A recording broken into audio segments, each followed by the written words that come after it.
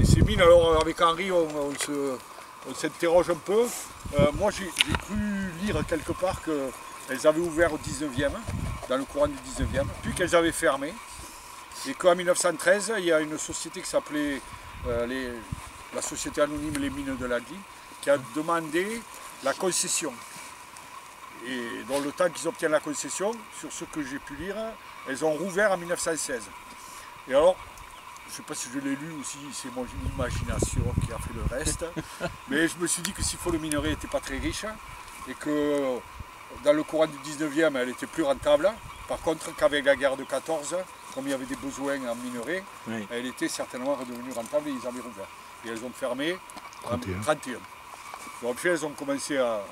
Enfin, l'ASA Les Mines de l'Agly a démarré son exploitation en 1916.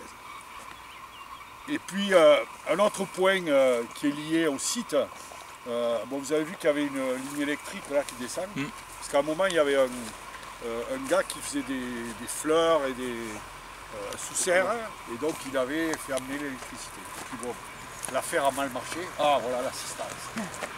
Ça suit la tendance. A mal marché et il a arrêté. Et c'est là où arrive Mourad Ibrahim. Mourad Ibrahim, donc on a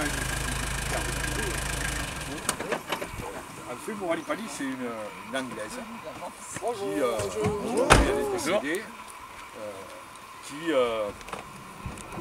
qui avait des problèmes de santé dans les années 70, à la fin des années 70.